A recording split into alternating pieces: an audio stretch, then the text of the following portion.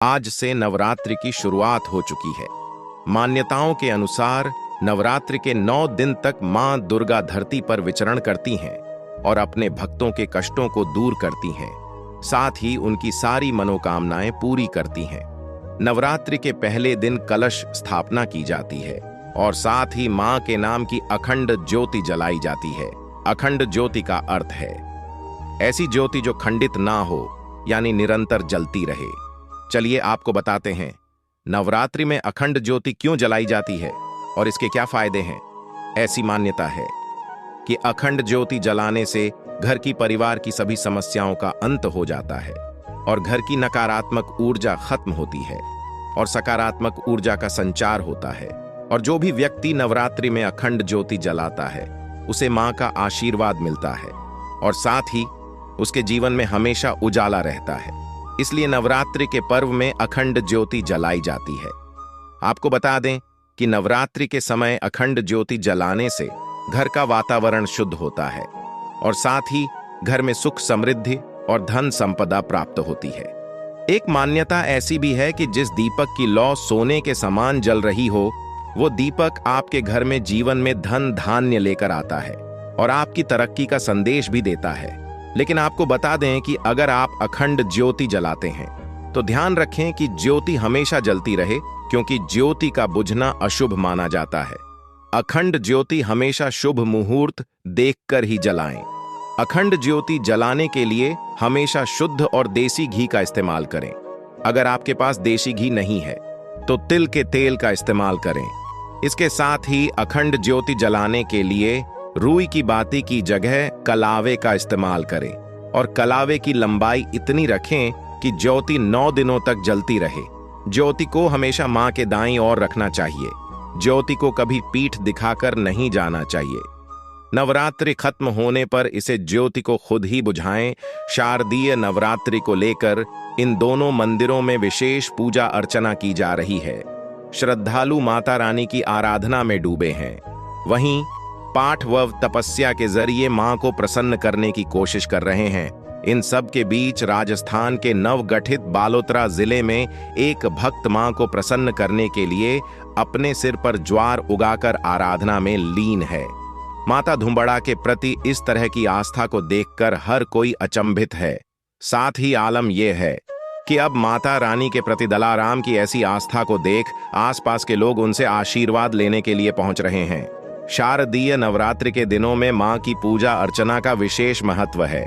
ऐसे में माता रानी को प्रसन्न करने के लिए भक्त अलग अलग तरीकों से उनकी पूजा कर रहे हैं। बालोतरा के समदड़ी कस्बा निवासी दलाराम मेघवाल अनूठे अंदाज में माता रानी की तपस्या कर रहे हैं। नवरात्रि में दलाराम ने अखंड का व्रत रखा है। साथ ही सिर पर ज्वार उगाकर मां धुंबड़ा की भक्ति में लीन है।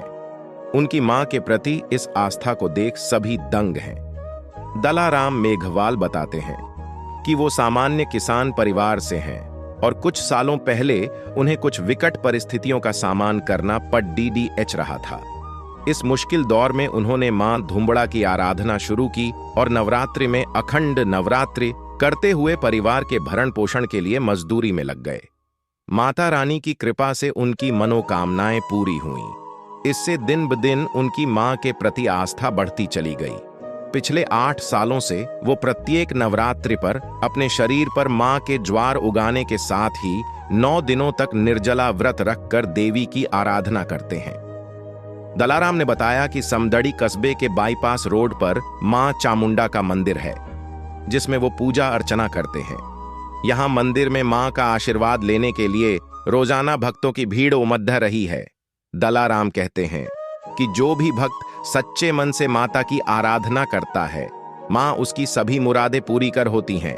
उन्होंने कहा कि यह मंदिर चमत्कारी है और यहाँ आने वाले श्रद्धालुओं की मां रक्षा करती हैं। सनातन धर्म में ज्वार को देवी अन्नपूर्णा का प्रतीक माना जाता है।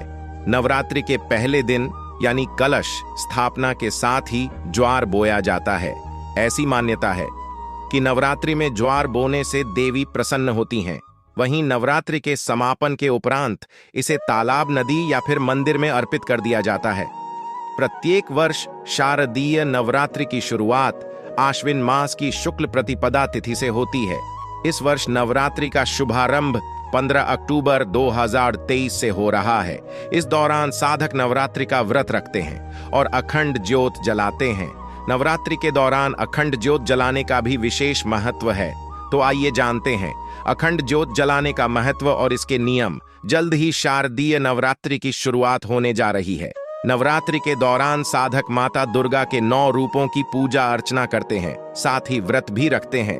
धार्मिक मान्यताओं के अनुसार नवरात्रि के दौरान अखंड ज्योत जलाने से व्यक्ति की सभी मनोकामनाएं पूर्ण होती हैं।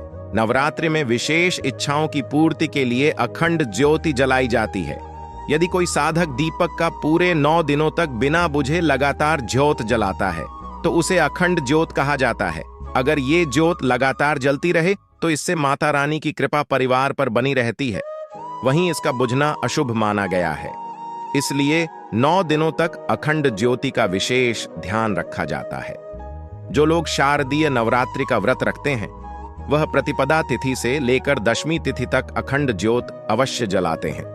ऐसा करने से मां दुर्गा अपने भक्त पर दया दृष्टि बनाए रखती है और साधक को सुख समृद्धि का आशीर्वाद देती है। ज्योति को प्रज्वलित करते समय ये मंत्र बोलना चाहिए। शुभम करोति कल्याणम, आरोग्यम धन संपदाम, शत्रु बुद्धि विनाश, दीपम ज्योति नमोस्तुते। अखंड ज्योति जलाने समय ध्यान रखें कि ज्योत के दीपक को अन्न जैसे जौ चावल या गेहूं की ढेरी पर रखना चाहिए। इसे कभी भी सीधे जमीन पर न रखें। घी से जलाई अखंड ज्योति को दाईं ओर रखना चाहिए। वहीं तेल से जलाई अखंड ज्योति को बाईं ओर रखना शुभ माना गया है। ज्योत को घर में अकेला छोड़ना शुभ नहीं माना जाता। ऐसे में कभी भी घर में अखंड ज्योत जलाकर घर को अकेला नहीं छोड़ें और न ही घर में ताला लगाएं। अखंड ज्योत जलाने के लिए इस्तेमाल हुए दीपक या टूटे हुए दीपक का इस्तेमाल नहीं करना चाहिए। 9 दिन पूरे होने के ज्योति को स्वाभाविक रूप से बुझने देना चाहिए। धार्मिक मान्यताओं के अनुसार ज्योति जलने के बाद अगर बुझ जाए तो इसे अशुभ माना जाता है। ऐसे में अगर आप मिट्टी से बने दीपक में अखंड ज्योति जला रहे हैं तो उसे 1 दिन पूर्व दिन भर पानी में भिगोकर रख दें। इसके बाद आप इसका इस्तेमाल कर सकते हैं। आप ज्योत में समय समय पर तेल या घी डालते रहें। ऐसा करने से ज्योति देर तक जलती है। साथ ही मिट्टी के बड़े आकार के दीपक का इस्तेमाल करें ताकि इसमें डाला गया घी या तेल ज्यादा दिनों तक चले। ज्योत को हवा से बचने के लिए आप उसके ऊपर कांच का गोला भी रख सकते हैं। ऐसी मान्यता है कि अखंड ज्योति जलाने से घर की परिवार की सभी समस्याओं का अंत हो जाता है और घर की नकारात्मक ऊर्जा खत्म होती है और सकारात्मक ऊर्जा का संचार होता है।